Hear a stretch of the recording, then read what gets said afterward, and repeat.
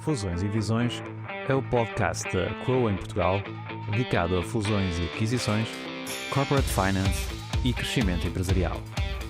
Acompanhe as nossas entrevistas a empresários, gestores e investidores, onde exploramos decisões reais, erros, tensões e aprendizagens práticas de processos de M&A e fundraising. Hoje tenho comigo o Alexandre Fonseca, gestor com um percurso marcante nas telecomunicações em Portugal e no grupo Altice. Iniciou o seu percurso entre consultoria e tecnologia, com experiência na PwC e na IBM. Antes de chegar à Altice, integrou a Cabvisão como CTO, Chief Technology Officer e administrador, e liderou a ONI como CEO em Portugal e Moçambique. Na Altice Portugal, assumiu primeiro responsabilidades tecnológicas e operacionais e em 2017 tornou-se CEO da operação em Portugal.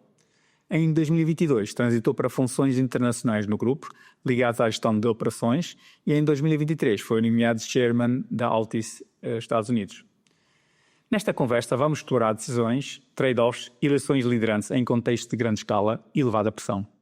Bem-vindo ao podcast Fusões e Visões. Alexandre, muito obrigado por teres aceitado estar aqui presente. Obrigado. E vamos então partilhar aqui um conjunto de vivências e experiências que possam ser úteis aos nossos ouvintes. Portanto, será esse essencialmente o grande objetivo. Obrigado. Portanto, então, eu vou começar já a lançar-te um desafio, que é poderes descrever-te, para quem não te conhece ainda, quem é o Alexandre, e se conseguires fazer em 90 segundos seria espetacular.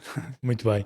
Obrigado pelo convite. Bem, eu sou, começando pela base, sou um tecnólogo, sou engenheiro na área de sistemas de informação. Comecei a minha carreira como consultor em multinacionais. Tive uma carreira internacional no início da minha carreira, em que passei por vários países, em projetos das mais diversas áreas, mas sempre aliando a tecnologia e a gestão. E há cerca de 25 anos atrás decidi dar um salto, mudar para as telecomunicações, trabalhar na área das telecomunicações, área em que passei cerca de 23 anos da minha vida, com funções a nível executivo, a nível do board, de operadores de cabo, de operadores empresariais, e depois, obviamente, talvez a parte mais visível da minha carreira profissional, em 2015, quando da aquisição da antiga Portugal Telecom, primeiro fiz parte do board, enquanto responsável da área tecnológica e de operações, e depois em 2017 assumi a presidência da Portugal Telecom, a presidência essa que assumi até 2021, e depois, durante cerca de 2 anos e meio, assumi a liderança do grupo Altice a nível mundial, portanto com um conjunto de países sob minha responsabilidade, até ao final de 2023. E, portanto, desde há cerca de 2 anos, mais ou menos, a esta parte. Tenho agora uma nova etapa na minha vida, agora como não executivo, essencialmente. A maioria das minhas funções são não executivas, no Tagus Park, onde sou administrador há alguns anos, presidindo ao Conselho Estratégico de Economia Digital da CIP, e também enquanto Senior Advisor e Board Advisor de um conjunto de organizações nacionais e internacionais, desenvolver um pouco aqui o trabalho de advisor e a apoiar algumas dessas empresas. Em paralelo, sou também empresário, tenho alguns negócios meus na área da hotelaria, na área das tecnologias, e portanto junto agora aqui também o lado mais empreendedor com o lado de advisory, em que capitalizo na experiência profissional que tive. Muita atividade, não é? Sim, sem dúvida. Muito bem, se tivesse que escolher 3 marcos, capítulos na tua história profissional, quais seriam aquilo que te marcou mais e porquê? Certo.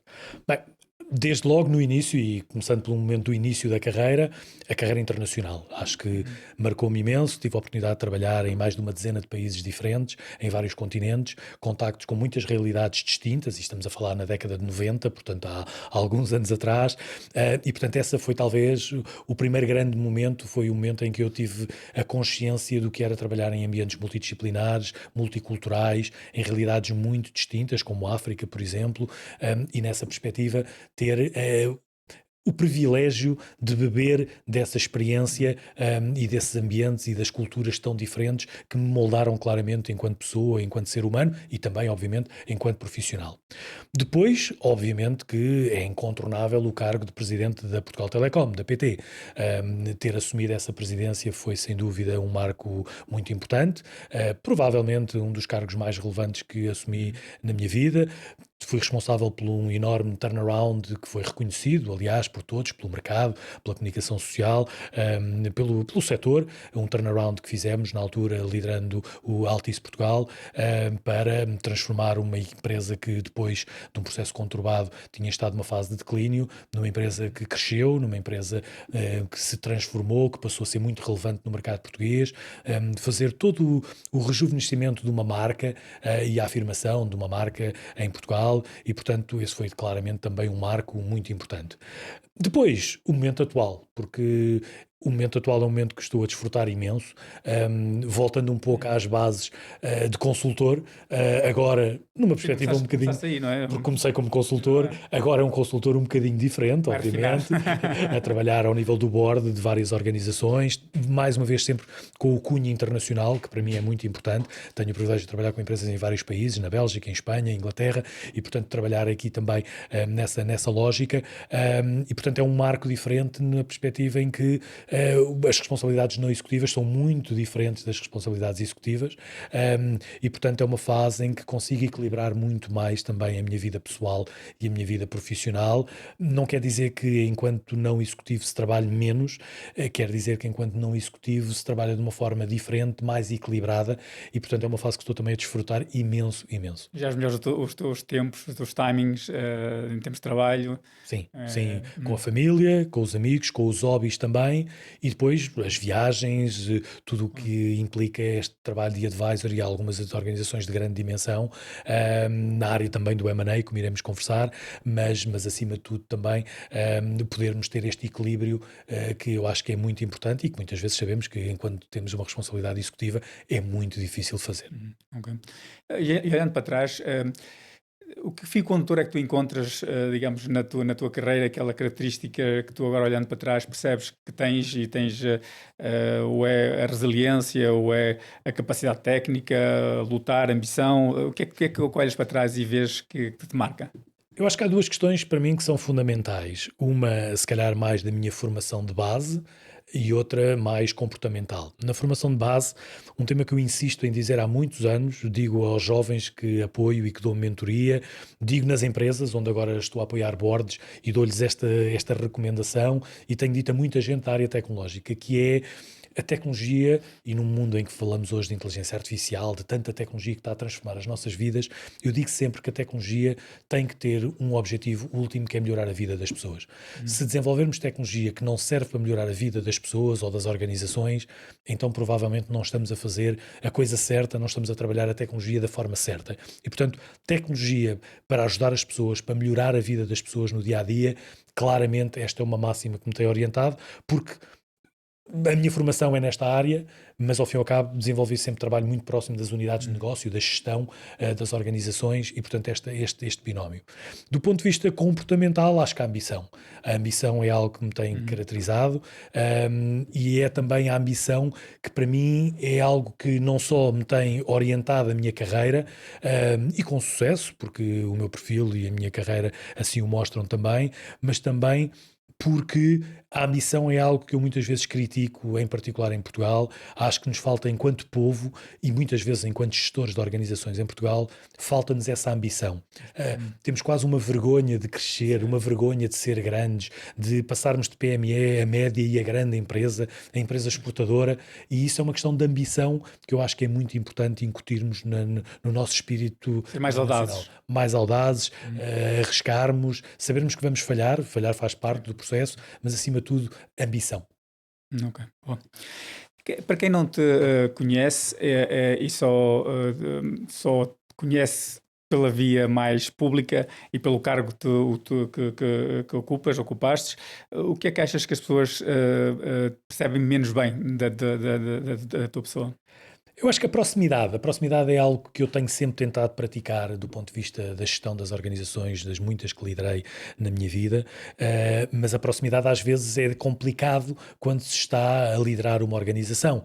Às vezes as pessoas não compreendem aquilo que é a responsabilidade e aquilo que é de alguma forma, algum distanciamento que às vezes é necessário do ponto de vista do desempenho das funções de liderança. Eu acredito que um líder, no entanto, tem que ser próximo e, portanto, não há aqui nenhum paradoxo. Agora, eu acredito é que muitas vezes é difícil para algumas pessoas compreenderem esta característica que eu tenho e que eu tento praticar da proximidade. Em organizações de muito grande dimensão, eu tive o privilégio de liderar algumas empresas muito grandes em Portugal e fora de Portugal. Às vezes há aquele receio de se chegar tão próximo e temos que ser nós, enquanto gestores, a dar esse passo da proximidade. E isso muitas vezes, eu já o ouvi algumas vezes, há pessoas que dizem, sim, mas é uma pessoa mais fria, é uma pessoa mais distante, é uma pessoa mais calculista. São características que muitas vezes a um líder é necessário termos esse sangue frio, mas é uma característica que eu gosto muito e as pessoas que tiveram a oportunidade de trabalhar comigo também proximamente percebem isso, e havendo a confiança e a lealdade, que para mim são duas características muito importantes, essa proximidade desenvolve-se e é uma característica. Ok.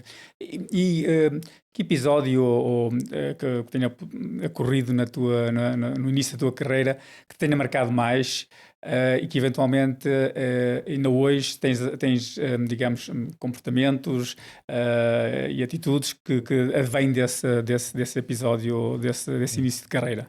Há um episódio que eu conto algumas vezes, especialmente aos mais jovens, um episódio quando eu comecei a trabalhar, isto deve-se ter passado para aí em 95, 96, comecei como estagiário numa das antigas Big Five, agora Big Four, e na altura, enquanto estagiário, obviamente, havia uma enorme responsabilidade, carga de trabalho, vontade de crescer, ambição.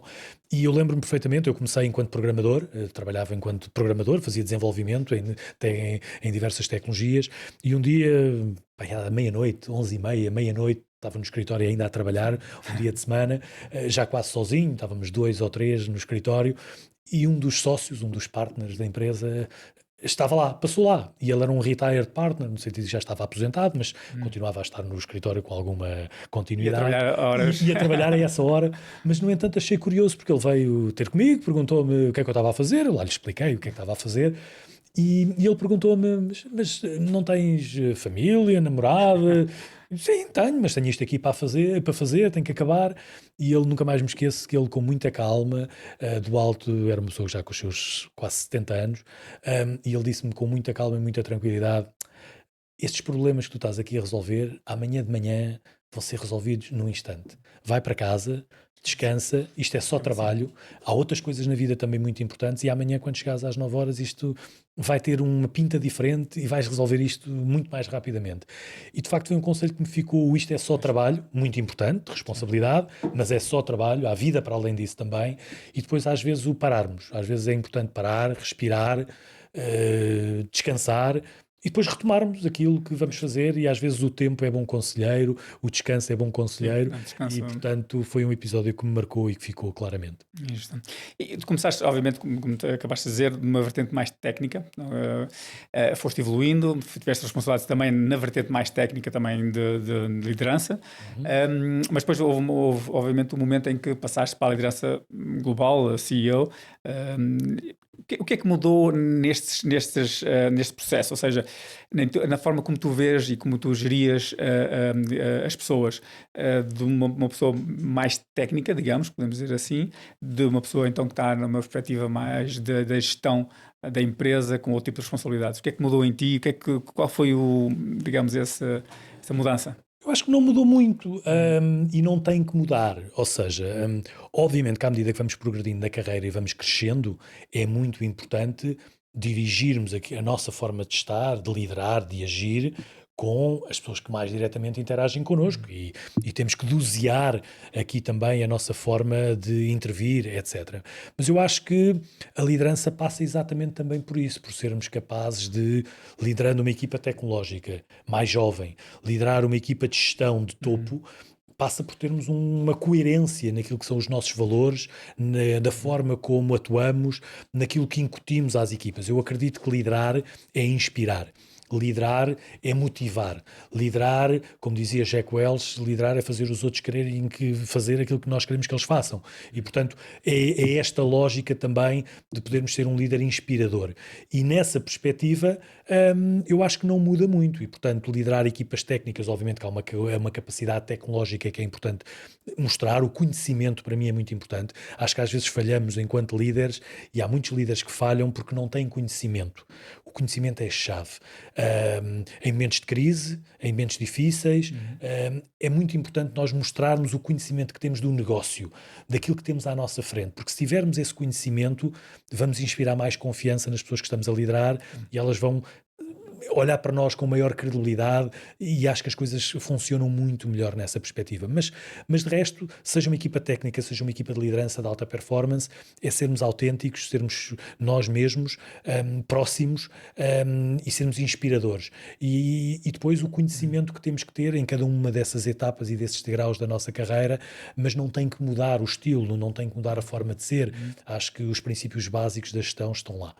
E como vês também uma tendência dos últimos anos sobre o líder ser um pouco mais, a ser vulnerável, ou seja, não ser o líder que de alguma forma demonstra que sabe tudo, ou pelo menos tenta demonstrar que sabe tudo. Como é que vês essa vulnerabilidade que se fala muito hoje em dia da liderança? Sim, às vezes essa vulnerabilidade é vista numa perspectiva mais depreciativa e não é.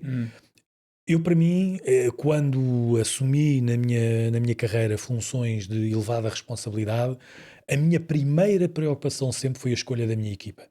Por 2 motivos. Em primeiro lugar, porque eu não trabalho com pessoas em que eu não tenha confiança.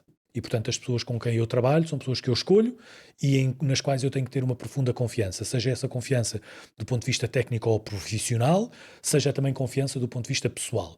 Eu prefiro uma pessoa com um pouco menos de competência técnica em quem eu possa confiar do que uma pessoa extraordinária do ponto de vista técnico em que eu não possa confiar. E, portanto, a escolha da equipa é o primeiro passo muito importante.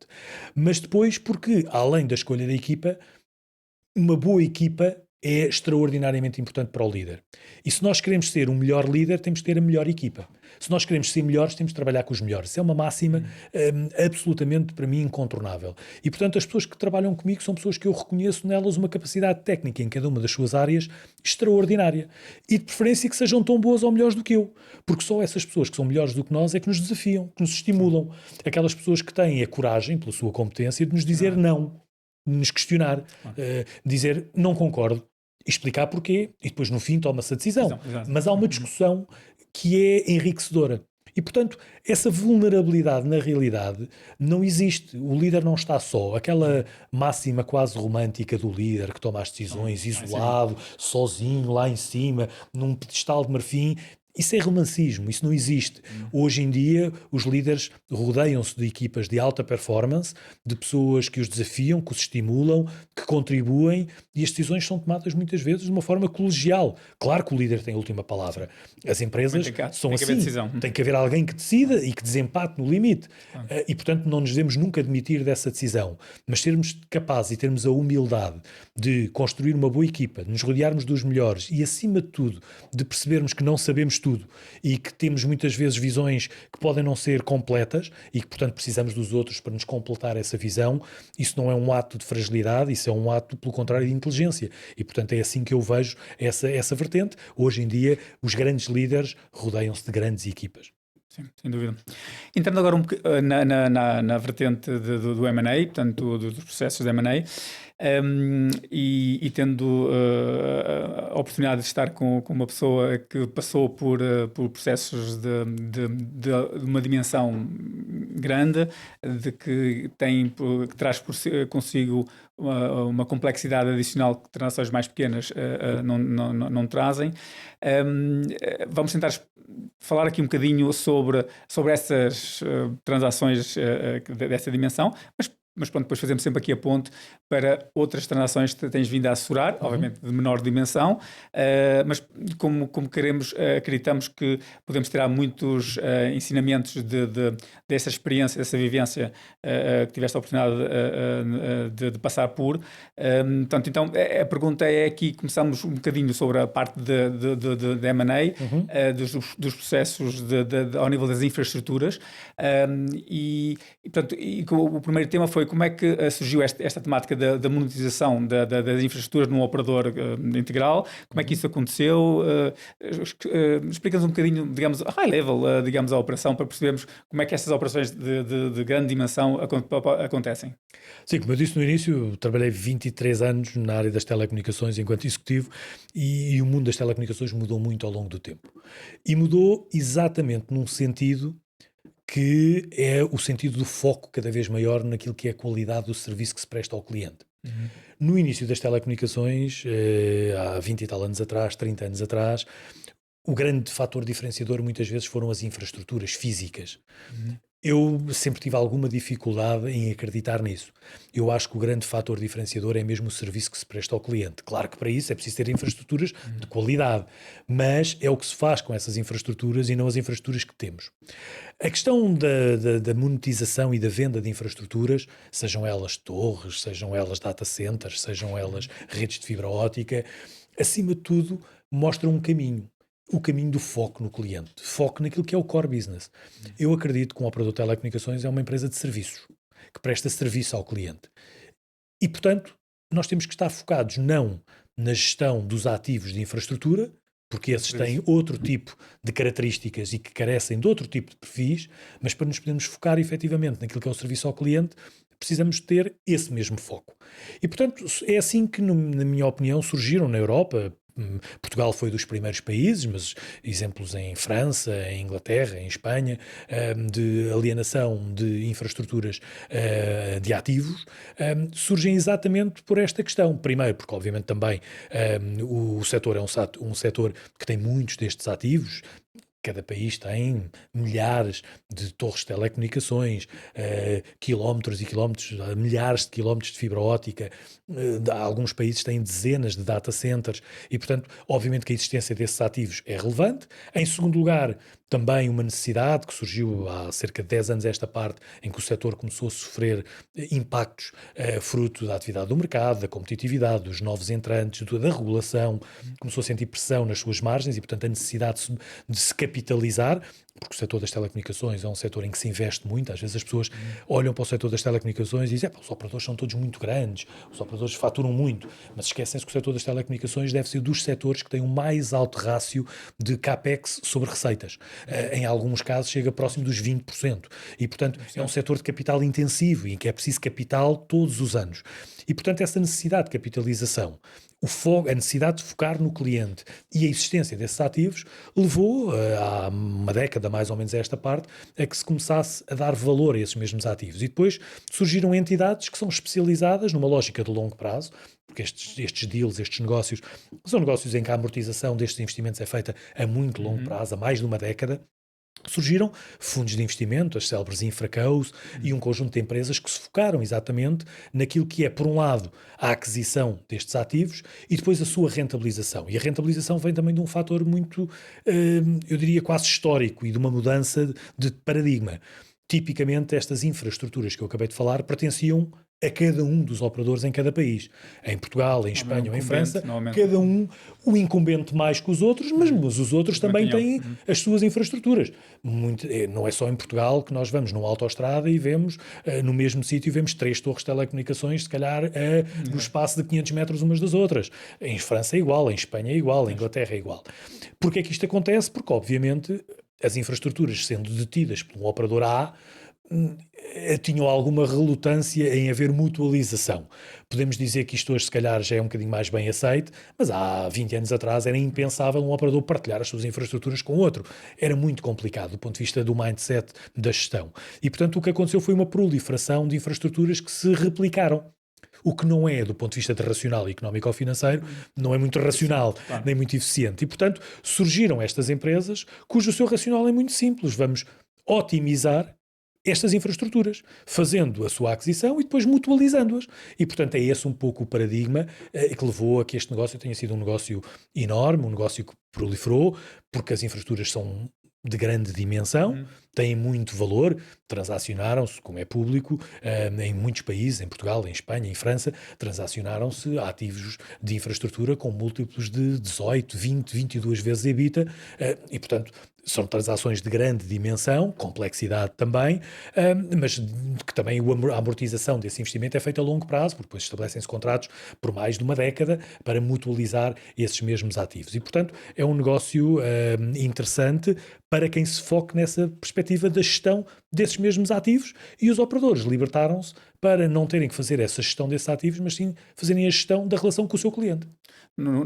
Neste caso, como foram dos primeiros a fazê-lo, portanto, o processo foi mais pensado e não, acredito que, digamos, mais à frente, os outros operadores, outros países, tenham o exemplo, então foi mais fácil, eventualmente, bater à porta de algumas entidades, olha, também tenho aqui a minha infraestrutura, ou ao contrário, estes operadores, estes investidores, acabaram por bater à porta deles, olha, nós compramos, querem pensar nisso.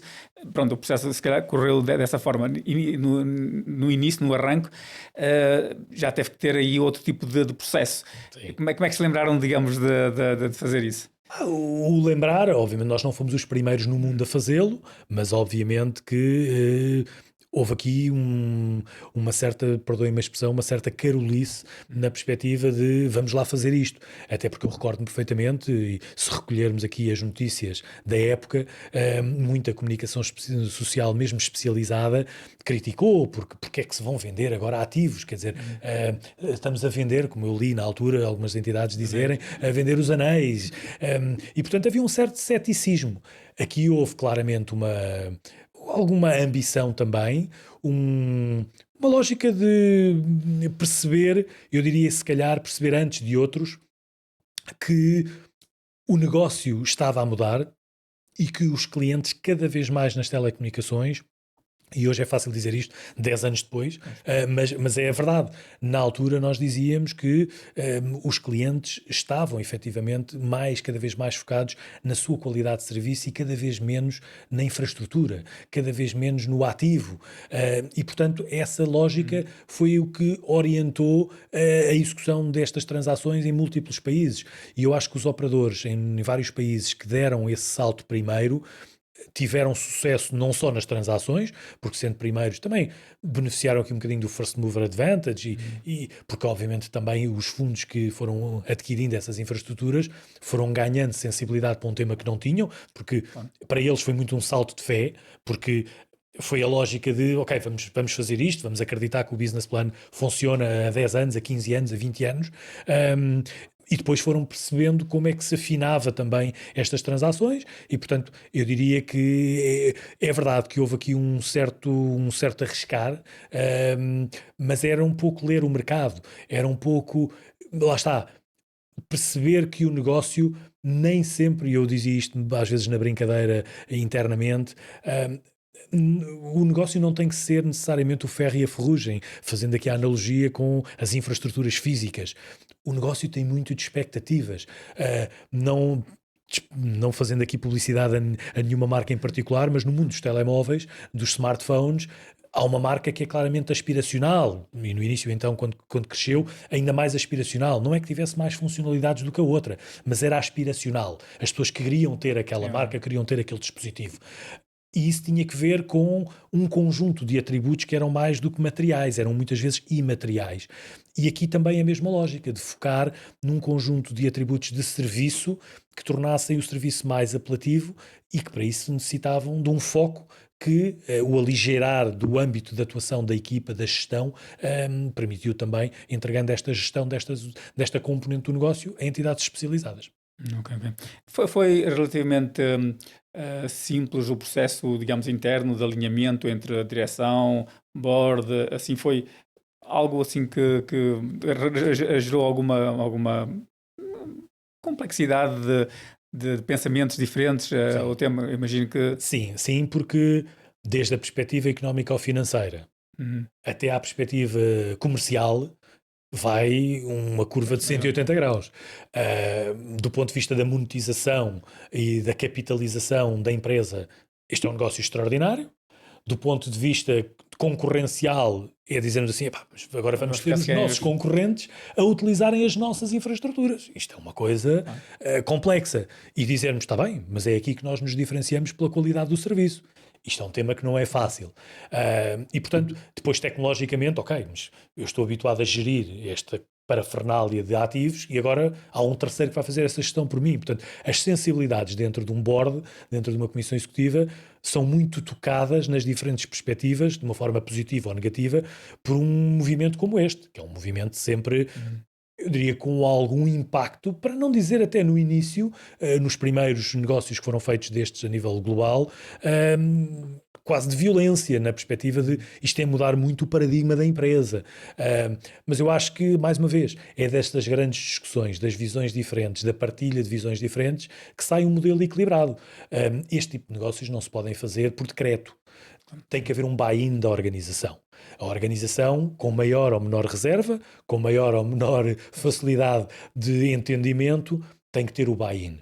E se não tivermos o buy-in das diversas áreas da organização, estes negócios não se fazem porque são extremamente complexos. São complexos no desenho, são complexos durante, por exemplo, uma fase de due diligence, é extremamente complexo fazer uma due diligence a ativos desta dimensão, e depois é muito difícil também, é complexo, fazer a gestão de uma componente de ativos que estão externalizados, que deixam de ser uma mobília nossa lá de casa para ser algo que nós alugamos. Transformar CAPEX em OPEX é algo que tem que ser, de facto, às vezes pensado. E, portanto, complexo tecnicamente, complexo do ponto de vista de mindset e do processo de decisão e carece sempre de um suporte profundo do acionista, porque estamos a falar de alienação de ativos e, portanto, a alienação de ativos é sempre algo em que o acionista tem que estar perfeitamente envolvido e de acordo e, portanto, é juntar aqui vontades do ponto de vista operacional, do ponto de vista técnico, do ponto de vista do acionista, do ponto de vista da gestão e, portanto, até regulatório, porque até do ponto de vista regulatório este tipo de projetos alimentam sempre dúvidas, não é? E, portanto, são projetos complexos, sem dúvida. Entrando também um pouco ao nível, digamos, do processo em si, e agora alargando, eu tenho o exemplo que estamos a falar, mas alargando para processos normais mas mesmo aí ao nível das infraestruturas, o que é, qual é, digamos, o processo mais complexo? Digamos, a negociação, obviamente, digamos, encontrar o potencial parceiros parceiros, investidores para a operação, negociar com eles. É depois na vertente mais técnica nas DDs, que é uma questão técnica da DD propriamente dita, mais financeira, mais fiscal, mais regulatório, porque isto tem vários impactos. Onde é que isto complexifica muito, comparando com uma operação, uma transação normal de uma venda de uma empresa?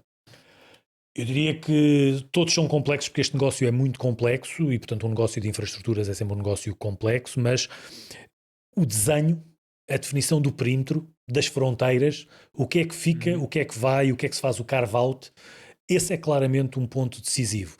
Não só pela complexidade, mas acima de tudo porque é um fator crítico de sucesso.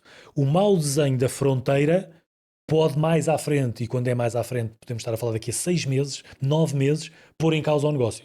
E, portanto, a definição do âmbito, do perímetro, como nós chamamos, é algo que é decisivo e que vale a pena perder algum tempo. Onde é que vai estar a fronteira? O que é que eu vou alienar? O que é que eu vou manter em casa? Como é que é feita essa separação, mecanicamente? Societariamente? É um carve-out? É uma business unit? Porque depois isso tem repercussões fiscais, económicas, de várias vertentes. Portanto, a primeira questão sempre muito importante num negócio grande de infraestruturas é a definição do perímetro. Isso, sem dúvida nenhuma.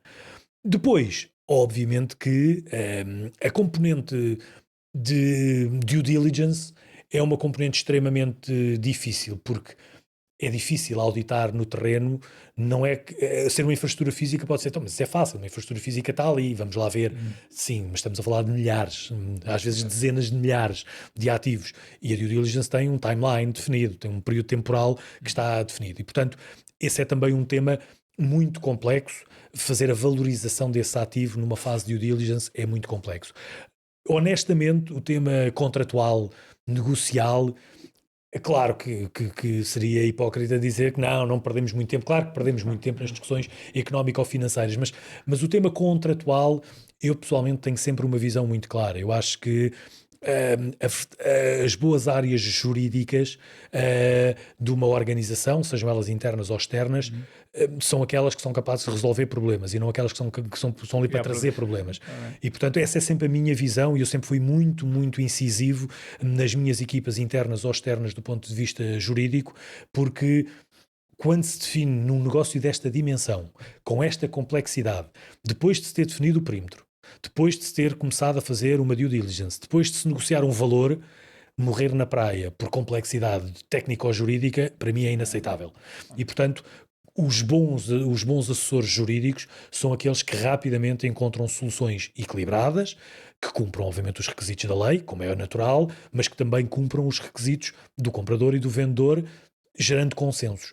E, portanto, essa para mim não é, de maneira nenhuma, uma fase complicada. O que pode ser é complicado escolher os bons assessores, porque às vezes há assessores melhores ou piores, uns mais complicados do que outros. Mas essa não é a complexidade, não vem daí. Negociação, claro, porque estamos a falar muitas vezes de milhares de milhões de euros. Estes negócios normalmente são de milhares de milhões de euros e, portanto, estamos a falar de 2, 3, 4, 5, 16, 15, 20 bi, dependendo do país e depende da dimensão das infraestruturas.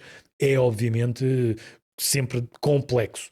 Mas eu diria que essa parte é o resultado, mais uma vez, da definição do perímetro. Portanto, definição do perímetro, a mecânica da cisão que vamos executar, porque há várias figuras societárias e jurídicas para o fazer, e depois a componente da due diligence são para mim as fases mais complexas e onde devemos colocar maior ênfase. E, portanto, eu diria que investir mais tempo no início pode-nos poupar tempo, dinheiro e simplicidade no final do processo. É uma transação destas, como estamos a ver, tem muitas complexidades. Depois tem muitos assessores, diferentes tipos de assessores, quer advogados, financeiros, técnicos, etc. Tem equipas internas de um lado, também a trabalhar nestas mesmas áreas, tem equipas internas do outro lado. E para gerir isto tudo digamos, é complexo. Ou seja, como é que, digamos, geriste estes processos, ou achas que, digamos, empresas devem gerir isto em termos de gestão de projeto? Fala um pouco sobre esse processo da transação em si. Um processo destes só pode ter sucesso se for liderado diretamente pelo CEO. Okay. O CEO não se pode demitir num projeto desta dimensão, quando falamos de alienação de infraestruturas. Eu diria, sempre que falamos num processo de M&A, de forma mais lata, quando falamos de um processo de merger and acquisitions, e em particular na área de infraestruturas, o CEO tem que liderar este processo diretamente. Tem que estar envolvido no dia-a-dia da transação. Depois, claro que os assessores muitas vezes são importantes, mas aqui eu tenho uma visão muito própria e que, da minha experiência, resultou, que é, nós temos que ter, na medida correta e no peso correto, entidades externas a apoiarem-nos. A empresa tem que dominar, e a palavra é dominar o processo, o negócio, o conhecimento das infraestruturas. Se não tiver esse domínio, vai-se afundar em custos com entidades terceiras que supostamente não conhecem o negócio tão bem como a própria equipa. E, portanto, o envolvimento da equipa de gestão, da equipa de liderança, das comissões executivas, diretamente nestes negócios, e o alto sponsorship do CEO da organização são chave. Os assessores entram para ajudar no volume de trabalho que é necessário, nas technicalities que são precisas, trazer um bom assessor fiscal, um bom assessor jurídico para a realização do contrato, mas que têm que ser pontuais. Nós não podemos fazer com que a organização se alheie de uma transação deste impacto e desta dimensão. E isto, atenção, mesmo falando em transações mais pequenas de M&A, em que eu estou envolvido agora também, eu faço sempre esta recomendação. Um processo de M&A tem que ter o alto patrocínio do CEO e o envolvimento do CEO da organização. Caso contrário, tem muitas probabilidades de não correr bem. E, portanto, é este o tema-chave.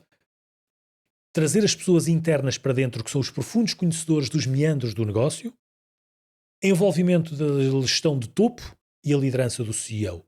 Só assim é que processos destes podem efetivamente chegar a bom porto. Os assessores são importantes, mas os assessores nunca podem de forma nenhuma substituir-se àquilo que é a liderança e o conhecimento que a equipa de gestão tem que ter. Quando chegamos a um ponto em que a equipa de gestão tem menos conhecimento sobre a sua organização do que os assessores ou consultores externos, para mim, temos um problema grave. Eu fui consultor, comecei a minha carreira como consultor. Sou hoje também advisor de boards, mas continuo a dizer a mesma coisa depois de ter estado a montante e a jusante e no meio a liderar organizações de grande dimensão. Os consultores são fundamentais, são importantes em determinados processos e em determinados momentos, mas há coisas em que a própria organização não se pode substituir por consultores externos, por muito bons que eles sejam. Eles são um complemento, são assessores, apoiam-nos, dão-nos uma visão de referências, de outras experiências, mas a decisão e o conhecimento profundo tem que ser da própria organização. E esse é, para mim, um conselho-chave. Em termos de timing, numa operação destas, ou seja, isto vai depender de ser muito de uma operação de uma PME, por exemplo, pode demorar 4 meses, 5 meses a ser realizado, depende dos assessores, depende de várias coisas. Mas aqui, numa operação destas, qual é o tempo, digamos, razoável para um fecho, início e fecho de uma operação destas? Ainda recentemente fiz o advisory de uma operação de M&A que demorou 3 meses, desde a primeira reunião em que se explorou a oportunidade até à transação, demorámos 3 meses. Já estive envolvido em transações, por exemplo, na área das infraestruturas, que demoraram 1 ano. Como é mais ou menos público, começou-se a falar na altura da compra da XPT em 2024 e o processo ficou concluído em junho de 2004 e ficou concluído em junho de 2005. Portanto, ou 2015, peço desculpa, 2015, exatamente, 2014, 2015. Portanto, foi mais de 1 ano neste processo. Portanto, quer dizer, depende. Eu diria que há processos que duram alguns meses, há processos que podem demorar mais de 1 ano. Depende muito aqui não é só da dimensão. Eu já estive envolvido em operações de grande dimensão financeira que demoraram 6 meses e já estive envolvido em pequenas operações do ponto de vista financeiro que demoraram 1 ano. Tem que ver muitas vezes com a complexidade, com a capacidade que nós temos lá está de definir bem o perímetro. Às vezes o momento surge a oportunidade, mas o momento não é aquele, porque primeiro temos que resolver 3 ou 4 problemas e só depois de resolver 3 ou 4 problemas é que então a fronteira pode ser bem definida ali. Mas para a fronteira ser definida ali, temos que resolver 3 ou 4 temas e esses 3 ou 4 temas às vezes demoram 6, 9 meses a resolver. Portanto, não tem a ver só com a dimensão do ativo e não tem só a ver com o volume financeiro da transação. Agora, não há uma receita, depende muito. Como digo, de 3 meses a 1 ano e meio, já tive a oportunidade da minha vida de passar por todas estas experiências e todas elas igualmente complexas. Agora, depois há questões que levam depois o seu tempo e há coisas que não podemos acelerar porque não é humanamente possível. Falaste aqui de um bom exemplo de conseguiste fechar a operação em 3 meses. E haverá outros que não correram tão bem, mas neste processo em que tenhas participado, e costumamos dizer também que um negócio neste processo de negociação morrem e nascem 1000 vezes, ou seja, é o vai e vem e está a correr bem e depois de repente já está a correr mal e depois estamos aqui um deal breaker e para trás e para a frente. Um exemplo ou dois que te lembrares sobre uma transação que estavas a assessorar ou a participar, em que tu achaste, isto está mesmo a correr mal, isto vai cair, e depois que deu a volta e conseguiram fechar. Lembras-te assim alguma coisa? Ou... Sim, ainda recentemente estive envolvido há cerca de 1 ano e meio, estive envolvido numa transação em que ao fim de 2, 3 reuniões eu percebi que existia um problema. O tal problema que eu acabei de referir atrás. Não havia envolvimento do senior leadership, ou seja, o CEO, que também era ao mesmo tempo chairman e dono, maior acionista da organização, lançou, aqui perdoem-me a expressão, a batata quente, queremos vender a maioria do capital da empresa e portanto, ok, já perceberam o que é que eu quero e agora tratem. Resolvam. Reuniões em que não apareciam, apareciam middle management, diretores, etc., que não conheciam sequer o processo, e ao fim de 2, 3, 4 reuniões eu percebi, isto sem o envolvimento da liderança, isto não vai dar, porque nós fazíamos perguntas e a resposta invariavelmente era isso eu não sei, vou ter que ver com o senhor, não, isto é o CEO que tem que definir, e portanto andámos aqui em círculos exatamente pela falta de envolvimento. O que é que aconteceu? O que aconteceu, entretanto, foi uma questão muito simples, que foi, às vezes é preciso, mesmo quando estamos do lado do advisory, foi preciso dizer, não há condições. E, portanto, na altura, fizemos uma chamada urgente ao CEO da organização e dissemos, olha, fizemos este assessment, passaram um mês e meio, e ao fim de 6 semanas dizemos, não há condições para se fazer o negócio. E o senhor entrou em pânico e dizemos, como não há condições? Mas eu já disse o que é que eu queria. Pois, mas o senhor disse o que é que eu queria, mas a organização aparentemente não está preparada, porque as pessoas não tomam decisões, não sabem, não fornecem informação, e portanto há uma falta de envolvimento do ponto de vista do senior leadership. O senhor percebeu, voltou à estaca zero, e depois fechámos o negócio em 5, 6 meses, fechou-se o negócio com o mais alto patrocínio, em que ele passou a estar em todas as reuniões semanais, passou a acompanhar, e portanto um exemplo de como o leadership, a liderança, diretamente neste caso do acionista e CEO, é fundamental, por muito boa, e atenção, não era uma questão da equipa de middle management e de diretores não terem competência ou não terem conhecimento. O tema é que as pessoas muitas vezes não têm noção de quais são os drivers. Quando definimos o perímetro tem que haver um conjunto de nós estamos a fazer esta transação porque precisamos, ou porque há uma crise sucessória, ou porque precisamos de capital e precisamos de um acionista para entrar com capital, ou porque precisamos de crescer e a forma de crescer é alavancar uma relação de parceria com outra entidade. Há drivers, há motivadores e que são fundamentais serem conhecidos. E muitas vezes esses estão, em empresas de média dimensão, estão na cabeça do líder, do presidente, do CEO. E, portanto, é um exemplo, e é um exemplo nacional, de como o envolvimento de uma pessoa pode fazer toda a diferença num negócio desta natureza.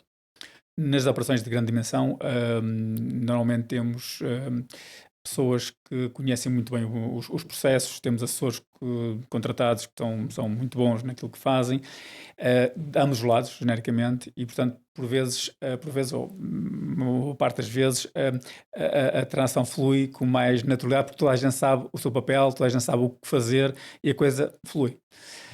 Transações de menor dimensão, onde provavelmente não há este expertise todo, ou tanto knowledge, tanto conhecimento dos players todos, poderá por vezes haver conhecimento de quem está a comprar, mas, por exemplo, quem está a vender não tem esse conhecimento. E pronto, também começa a surgir várias questões em que é preciso explicar todo o processo, também cabe ao assessor fazer essa parte, mas depois aqui também há um tema, além daquilo que falaste, né, qual é o drive da operação, porque é que ele está a querer vender, ou a totalidade, ou o que for, mas há também aqui um tema da emoção, que é a vida da pessoa que está ali em cima da mesa e que está em processo de venda, e depois do valor, chegando aqui à questão da determinação de valor. Quando são duas entidades que estão a discutir coisas que todos sabem como é que, de alguma forma, é prática de mercado fazer, poderá haver desentendimento, obviamente, na mesma, há vários pressupostos, mas é provavelmente mais fácil chegar lá. Quando uma pessoa ou uma empresa que não tem esse conhecimento, não tem esse conhecimento de como é que isto funciona, o tema da determinação de valor é mais complexo. Pode ser, não. Como é que tu tens vivido estes processos de quando estás a assessorar ou tens passado, onde há eventualmente diferentes expectativas em relação ao valor, não é? Porque, como é que já tens gerido isso? Para já, só aí, Paulo, num tema importante que é, há um ingrediente na receita do M&A que muitas vezes é negligenciado e que se chama ego. E os egos são muito difíceis de gerir. Não só no M&A, não é? Exatamente. Mas no M&A em particular, por uma questão que tocaste. Numa transação de grande dimensão, muitas vezes está muita gente envolvida, mas exatamente por estar muita gente envolvida, por haver um conjunto de experiência acumulada, de referências, de expertise, como se costuma dizer, os egos são um bocadinho mais camuflados, porque é difícil, quer dizer, eu tenho a minha expectativa, eu tenho a minha visão, mas se toda a gente aponta num determinado sentido, se calhar, se tem luz, se vem de um túnel e se apita, se calhar é um comboio. E, portanto, esta lógica é mais fácil. Nos negócios mais pequenos, nas transações mais pequenas, os egos assumem uma dimensão brutal, por um motivo, porque é a minha empresa, que eu criei, muitas vezes dos meus pais, dos meus avós, e depois é a minha carteira. Porque o valor, a determinação do valor, vai impactar o que é que eu vou fazer nos próximos 20 ou 30 anos da minha vida. E, portanto, a questão dos egos nos negócios mais pequenos, da minha experiência, assume uma relevância muito maior do que nos negócios grandes. Voltando ao tema da valorização, a valorização, em particular nos negócios mais pequenos, vem tudo da lógica da expectativa. A minha experiência diz-me que em negócios mais pequenos, com entidades, organizações mais pequenas, a expectativa comanda. O racional é muito mais frágil do que o emocional. Eu acho que a minha empresa vale X. E acho porque foi o meu pai que a criou, porque a empresa tem 50 anos, porque eu tenho aqueles clientes muito importantes, porque eu passo cá 12 horas por dia, 6 dias por semana, e portanto eu acho que aquilo vale muito dinheiro. E depois os rácios de mercado, que são implacáveis e são mais ou menos padronizados, dizem que não vale assim tanto. E portanto aí é mais difícil. Nos negócios maiores, estando a falar de mais dinheiro, por outro lado, a standardização dos rácios é muito mais aceite. As pessoas percebem que existem múltiplos no M&A, ou eu trabalho hoje também com bancos de investimento, e nós temos uma tabela que nos diz, setor a setor, qual é o intervalo de múltiplos de EBITDA que são aplicáveis. Empresas naquele setor com aquelas características, o múltiplo de EBITDA é entre A e B.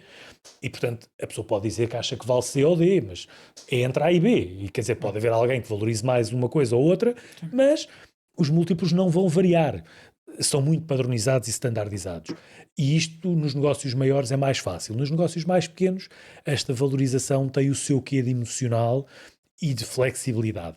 Portanto, às vezes não. Da minha experiência, quase sempre é muito mais difícil o tema da valorização nos negócios mais pequenos. Até porque, e aqui acho que é facilmente compreensível, num negócio de 1.000 milhões de euros, mais 5 milhões ou menos 5 milhões é muito dinheiro, sim, mas é gerível. Claro. Num negócio de 30 milhões, 5 milhões é muito dinheiro. E, portanto, a relativização destes intervalos nos negócios maiores é mais fácil do que nos negócios mais pequenos. Portanto, eu diria que o tema da valorização, da minha experiência, é muito mais complexo em negócios pequenos, de pequena dimensão, do que nos grandes mega deals, como por exemplo nas infraestruturas. Do lado podemos olhar para isto, vamos olhar para isto nas duas vertentes, na vertente da venda e na vertente da compra. Na vertente da venda, quem está na venda, se estiveres a assessorar ou dos processos que tiveres passares por... Quais são aqueles, ou um erro ou dois erros que tu vês com mais frequência e que tu podias dar aqui uma nota para, olha, se calhar convinha eventualmente trabalharmos mais essa questão para evitarmos esse erro? E do lado da compra a mesma coisa, quem tem um processo, obviamente é um processo diferente, é um processo de aquisições, ou ter uma estratégia de aquisições, ou fazer uma aquisição, tem outra lógica, mas que erros é que também tens visto que se mais importantes que possas passar? Do lado da venda já tocámos num deles, é o tema da definição do perímetro. Exato. O grande erro que eu tenho visto do lado do sell side é uma incorreta, ou eu diria que teve pouco foco na definição do perímetro. Esse para mim é o erro crasso e que depois nos vai levar ou a um deal breaker lá mais à frente, ou a voltarmos à estaca zero e a perder meses de trabalho muitas vezes, e meses de trabalho podem valer centenas de milhares de euros. E, portanto, claramente esse é um erro do lado do sell side, a não definição do perímetro. Do lado do sell side também, a gestão da comunicação. Muito importante. Por vários motivos. Primeiro, porque a comunicação ao nível executivo. Interna e externa. Interna e externa. Primeiro ao nível interno, com o nível executivo, que tem que estar envolvido. Com a organização, no momento certo, não tem que ser no dia 1, como é óbvio, mas no momento certo a organização tem que estar minimamente desperta para o tema, porque senão a organização vai reagir mal, e normalmente num processo de M&A, no sell side, a organização reage mal à surpresa, e portanto há que ir preparando a organização para isso. E depois na parte externa, porque a pior coisa que pode haver é eu fazer full disclose ao mercado que quer vender a minha empresa e depois não a vendo. Porque o que vai acontecer é uma desvalorização da empresa e do ativo. E, portanto, há que ter essa perspectiva do ponto de vista do momento e da forma como se gere. E, portanto, a comunicação claramente tem sido algo que muitas vezes eu vejo negligenciado, em particular em Portugal e também um pouco em Espanha, em que há muita informalidade na comunicação e às vezes as pessoas fazem uma reunião, iniciam um processo e no dia a seguir já estão a dizer a toda a gente que contratei esta entidade, vou fazer isto, vou vender a empresa, tenho aquele potencial interessado. E estas coisas, como se diz na sabedoria popular, o segredo é a alma do negócio. E, portanto, aqui há que manter a informação controlada, mas também ser necessário transmitir no momento certo, aos níveis certos dentro da própria organização. Do lado do buy side, do lado do comprador, uma questão fundamental é a escolha do advisor, na minha opinião. Muitas vezes quem está a comprar acha que eu nem preciso do advisor, assim, eu sei qual é que é o múltiplo do mercado. É mais uma compra que eu faço. Mais uma compra, sei qual é que é o múltiplo do mercado, é X vezes o EBITDA, a informação eu vou à Dun & Bradstreet ou onde for e tenho a informação e, portanto, chego ali e faço uma proposta e digo, é isto, está interessado ou não. Eu acho isto um erro, acho que o advisor do buy side é fundamental para garantir não só a correta valorização dos ativos, mas mesmo quando nós estamos às compras, quando estamos à procura de potenciais alvos para a aquisição total ou parcial de capital, acho que há uma lógica de aquilo que se chama o screening, ou seja, o olhar para o mercado, escolher o ativo certo, que é fundamental, trabalhando, lá está, numa lógica que não é de total disclose. E é aí que os advisors podem ter um papel fundamental. Um bom advisor tem um conhecimento profundo das entidades-chave de um setor, fala diretamente muitas vezes com os acionistas, percebe a vontade do acionista, percebe que um acionista pode ter problemas do ponto de vista de sucessão, pode ter problemas do ponto de vista de capital, pode ter problemas do ponto de vista da distribuição de dividendos. Há vários motivos que podem levar alguém a querer vender a sua organização e falando discretamente com o acionista, permite identificar um alvo correto e mitigar problemas lá mais à frente. E, portanto, do buy side, a escolha do advisor correto é claramente chave. E depois, uma lógica também que, mais uma vez, um bom advisor do lado do buy side deve apoiar, que é a definição de um bom business plan. Quando compramos um ativo, não estamos a comprar um ativo hoje para hoje. Estamos a comprar um ativo hoje para o futuro da organização. Só faz sentido eu fazer uma compra se o ativo que eu estou a comprar encaixa na minha estratégia de crescimento. E para encaixar na minha estratégia de crescimento, eu tenho que perceber qual é o business plan associado àquela transação. Eu vou fazer um investimento, vou comprar um ativo e eu tenho que perceber, não é só as métricas de payback daquele investimento e do return on investment, é perceber como é que 1 mais 1 vão dar 3. Como é que esta empresa que eu vou adquirir se vai inserir na minha organização e vai, não só o business plan do ativo que eu estou a comprar funciona, está correto, mas como é que esse business plan, somado ao meu business plan, vai me permitir crescer muito mais de uma forma mais acelerada. Toda a componente de corporate finance e de modelização financeira da transação no buy side são fundamentais e, portanto, um erro que eu vejo recorrentemente é as pessoas negligenciarem o processo da compra, dizendo, eu ponho aqui 2 ou 3 pessoas minhas que já cá estão há uns anos, conhecem o mercado e eles agora vão identificar os alvos, vão fazer as propostas, vão trabalhar a modelização financeira e nós compramos. Eu acho que aí temos efetivamente algum amadorismo muitas vezes que depois pode dar maus resultados. Aqui mais, se calhar, mais um tema, um comentário ao nível do setor como todo, o setor quer dizer, a área de M&A como um todo. Em Portugal, nos últimos anos, tem havido uma dinâmica muito, muito forte. Ainda estamos atrás em termos de percentagens, de cotas de penetração digamos, deste tipo de operações no mercado. Mas com as private equities também cada vez mais ativas, tem havido, digamos, uma maior normalização destas operações. No passado, muitas vezes, as empresas achavam, estou a vender a minha empresa, se alguém está a vender a empresa é porque a empresa já está mal, não é? Ninguém vende uma empresa que está boa, não é? Então, havia sempre esse conceito. Hoje em dia as coisas começam a ter outra perspectiva e já se vê, obviamente, há muito mais transações no mercado.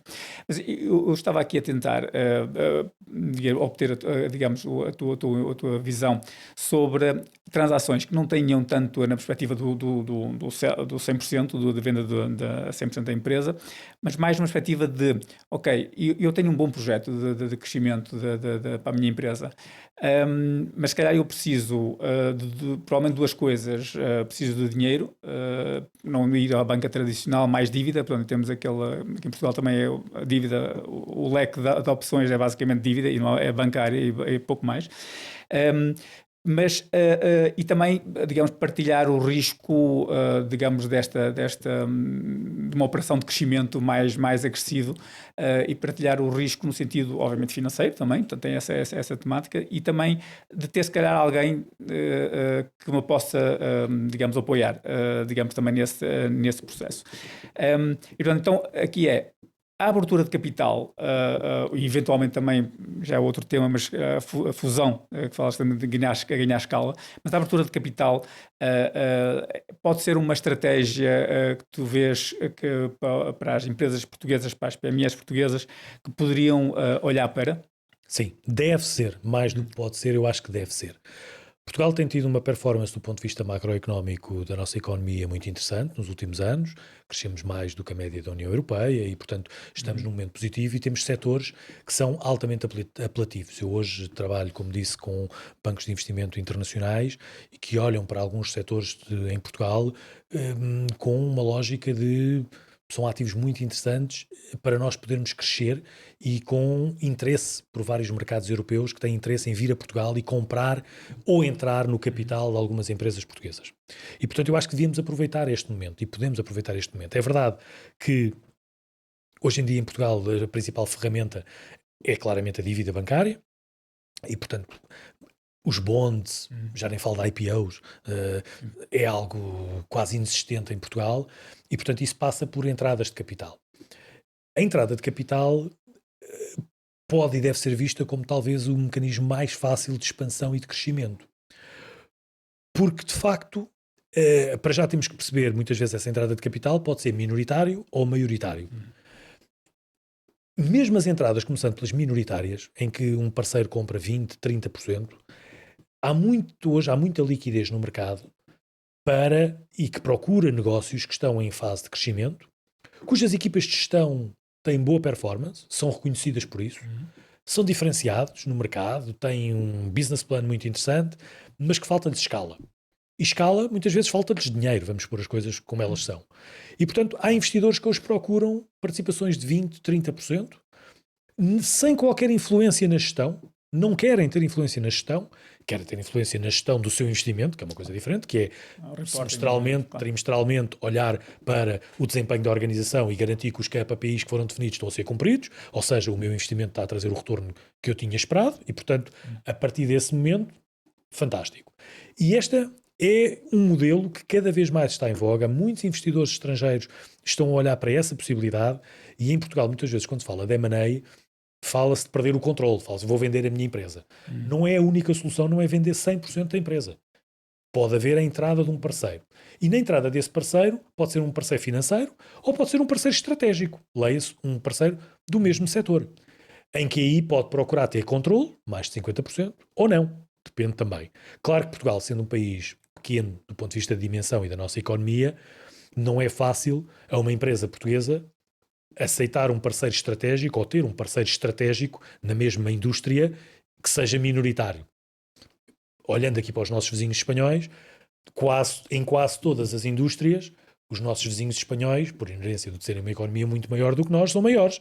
E, portanto, não é fácil um parceiro espanhol entrar e comprar 30%, 40% de uma empresa portuguesa, porque normalmente eles são muito maiores do que as empresas portuguesas. Há exceções, obviamente, mas falo de uma maneira mais genérica.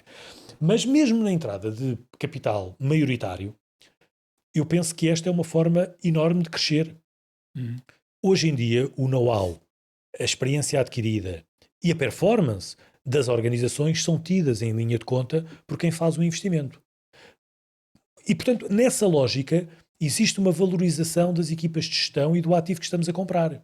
Eu estive envolvido já em transações em que um parceiro internacional comprou a maioria de capital de uma empresa portuguesa, mas dá um mandato à entidade, à equipa de gestão, para continuar a desenvolver o projeto, inserido num universo maior, com outro tipo de sinergias, com outro tipo de escala, com outros mercados, mas a continuar a fazer parte do projeto do ponto de vista do seu crescimento. Claro que uma entidade que faz um investimento maioritário na organização vai querer garantir que a componente financeira em particular está controlada, eventualmente existindo também a entrada de membros da equipa de gestão de confiança do acionista maioritário, mas isso não quer dizer a destruição nem dos valores, nem da estratégia da organização. Porque temos que também perceber que quem compra, não compra porque acha que estava tudo a ser mal feito. Se compra aquele ativo é porque o ativo é interessante para comprar. Nós não vamos comprar um carro porque achamos que o carro está velho e não presta. Compramos porque achamos que é um bom negócio. E, portanto, compramos aquilo que nós achamos que faz sentido.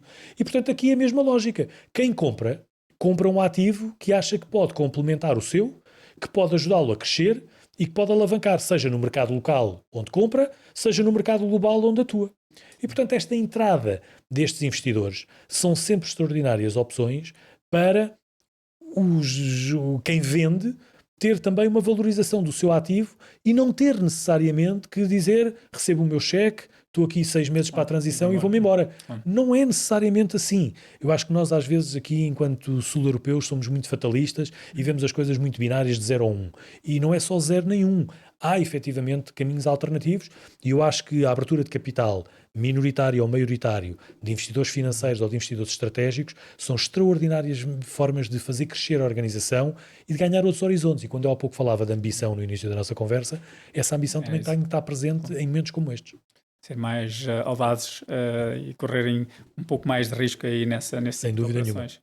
Eu diria também que nós também passamos por algumas operações em que, quer obviamente os financeiros, os capitais de risco já têm muito essa estratégia, mas também os estratégicos já vêm muitas vezes com aquela ideia de ficar em termos das participações maioritárias, ficar com 60%, 70%, e o empresário que vende o 60%, ou 70%, por vezes o valor da venda desses 60%, fazendo ao contrário, o valor da venda passado 4 ou 5 anos, com o crescimento que a empresa tem, é superior aos 60% ou 70% da venda inicial que fizeram. Portanto, é até uma estratégia, e algumas entidades estratégicas também usam muito esse argumento para tentar mostrar às pessoas que podem ter um percurso e ainda ganhar mais com uma venda do que vender até 100% no momento Claramente. certo. E, aliás, uma tendência crescente no setor do M&A são transações com aquilo que se chama os earn-outs. O que é que isto quer dizer? Quer dizer que é definido um valor, esse valor tem um valor que é pago à cabeça na transação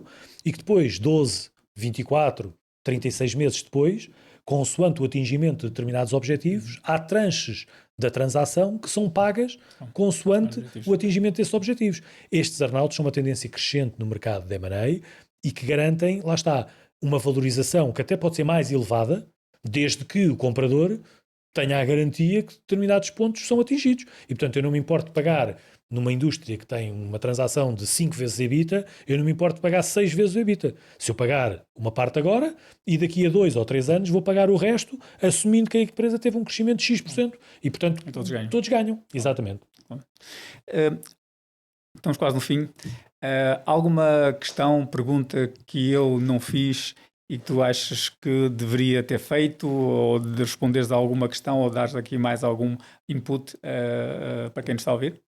Não, eu acho que não é uma questão nem um comentário, é um facto que eu, enquanto pessoa ligada à gestão e às empresas, gostaria, que é, de facto, nós quando olhamos para a economia europeia, e em particular do sul da Europa, nos últimos 10 anos, eu acho que se podem contar quase pelos dedos de uma mão os IPOs que nós vimos, pelo menos com sucesso. Ainda recentemente, sem citar nomes, vimos um potencial IPO que acabou por não acontecer, de grande dimensão e que era importante. Eu acho que quando nós olhamos para o outro lado do lago que é o Atlântico, vemos que uma boa parte daquilo que é o crescimento e a pujança do ponto de vista económico ou financeiro do mercado norte-americano reside muito naquilo que é a mecânica do mercado, as dinâmicas do mercado bolsista, do Dow Jones, do SP500, do Nasdaq.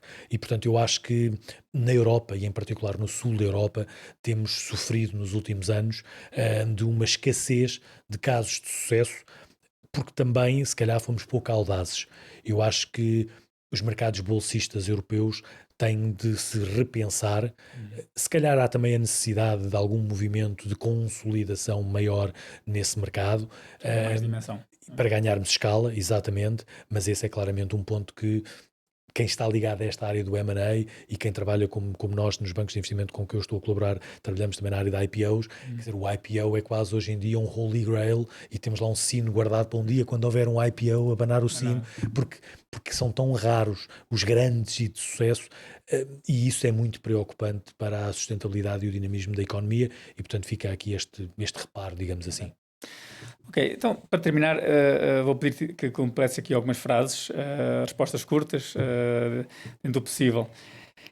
O que mais me inspira hoje é? É fazer diferente, é ser autêntico e fazer as coisas de uma forma diferente. Profissionalmente, quero ser lembrado como? Como um líder que inspira as pessoas. Bom. Pessoalmente, quero que a minha família e os meus amigos digam que eu fui? Leal para com os meus valores, mais uma vez autêntico e leal para com os meus valores. Ao longo da vida aprendi que o mais importante é? Sem dúvida nenhuma, a família e os amigos.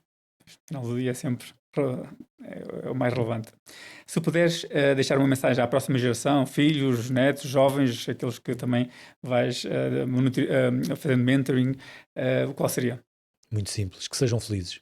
Acho que o nosso objetivo último desta nossa viagem é sermos felizes e não há incompatibilidades entre o trabalho, o sermos executivos ou não executivos, trabalharmos muitas, poucas horas em Portugal, fora, múltiplos modelos, mas no fim do dia eu acho que a sociedade ocidental criou muitos estereótipos, muitas coisas certas e muitas coisas erradas, que faz com que muitas pessoas até possam parecer estar do lado certo da coisa, perdoem-me a expressão, mas que não são felizes.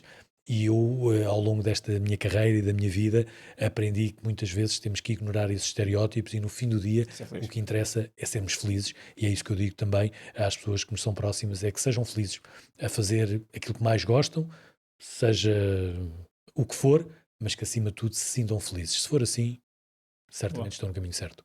Alexandre, muito obrigado, foi um prazer ter-te aqui. Obrigado, foi um gosto. Este foi muito bom para os nossos ouvintes. Muito obrigado. Muito obrigado. Obrigado.